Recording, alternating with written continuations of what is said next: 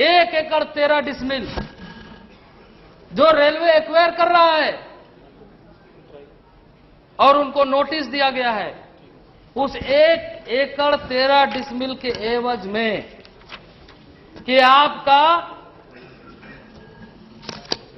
खाता नंबर 45 मौजा चिट्टो, रकबा 1 एकड़ 13 डिसमिल, उसका कुर्सीनामा है और आपको मुआवजा दिया जा रहा है 1 एकड़ 13 डिसमिल के एवज में 1848 रुपया।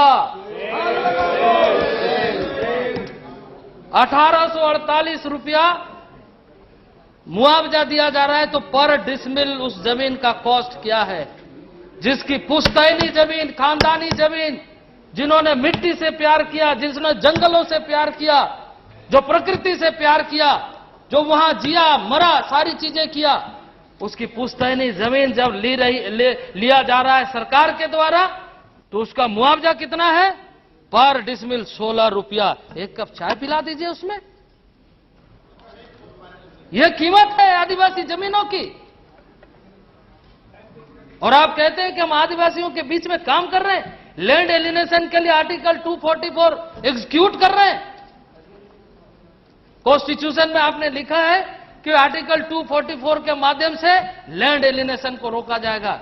लैंड एलिनेशन वो कर रहे हैं, वो कोई भी ऐसे आदमी कर रहे हैं, ठीक है, नाजायज है। चाय की कीमत कितना है? 90 रुपया कम से कम होगा, उससे ऊपर ही होगा, फिर क्वालिटी में जाएगा। लेकिन उपाध्यक्ष महोदय, आज ममता देवी नहीं है, यहां पर थी, इसलिए अपने साथ क्विनीन भी लेते जाइए। 1855 का वो मूवमेंट ऑर्डर में क्विनीन का जिक्र है, और उस क्विनीन से आज भी क्या इन आदिवासियों को मुक्ति मिला है? तो यह आपसे पूछना चाहता हूं कि मलेरिया आज भी मूवमेंट ऑर्डर में वही लिखा जाता है। जब उस मूवमेंट ऑर्डर में 1855 में जिन बातों का जिक्र किया गया, आज भी कहा जाता है। आज आप पूछिए, परसेंटेज लीजिए कि जो आपके फोर्स जाते हैं उसमें से कितना % लोगों को, फोर्स को मलेरिया होता है। तो जब आप मलेरिया से आदिवासियों को मुक्ति नहीं दिला सके, अपने फोर्स को आज भी डायरेक्शन देते हैं ये दवाई ले जाने के लिए, तो आप आदिवासियों के बीच में क्या काम करेंगे? किस तरह का काम करेंगे? आप अपने लिए तो दवा ले जाने की बात करते हैं, उन तक दवा कैसे पहुंचेगी? वो कैसे समाप्त होगा? जंगलों में जो मलेरिया फैली है वो कैसे खत्म होगा? उसका क्या योजना है आपके पास?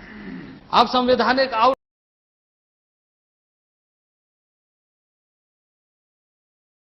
वनों में पदस्थापित पदाधिकारी कहते हैं